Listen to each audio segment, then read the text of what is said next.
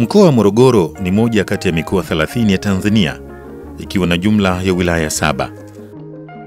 Mkoa huu upo katikati ya mikoa ya Pwani, ya Bahari ya Hindi na Nyanda za Juu. Eneo lake ni kilomita za mraba 72,939.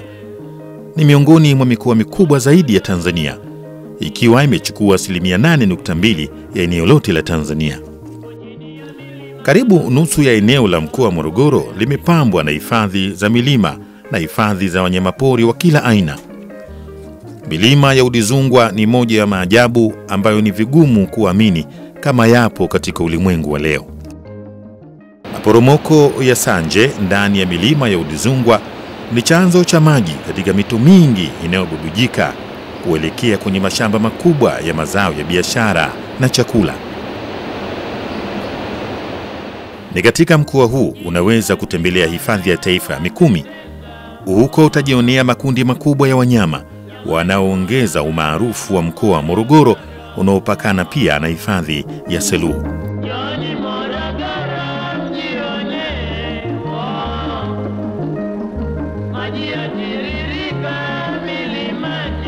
Sisi tuna maeneo ya milima. Tuna milima ya Ukamburu, tuna milima ya Uruguru, tuna Udzungwa, tuna maeneo, tuna mito kama hiyo mito yote ni valleys, ukipita huko unafurahi kabisa.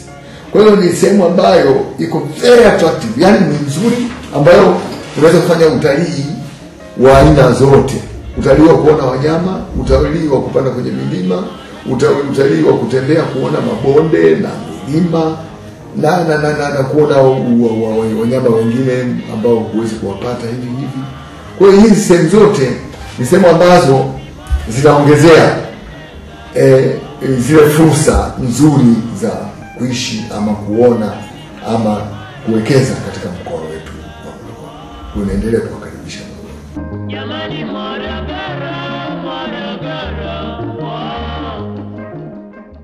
Ukiacha mandhari na hifadhi za wanyama, hivi karibuni mji huu umepambwa na hoteli nzuri iliyopo barabara ya Iringa, eneo la Msavu. Ni nini maana ya Shangilila? Meneja wa hoteli ya Kingsway, Bwana Nicholas Oyeiko, yeye anasema Shangilila ni shangirira kwa lugha ya Kitaliano. Ni maana yake ni paradiso, paradise. Sasa tulichagua Shangilila of Morogoro, which means Kingsway is the paradise of Morogoro. Morogoro,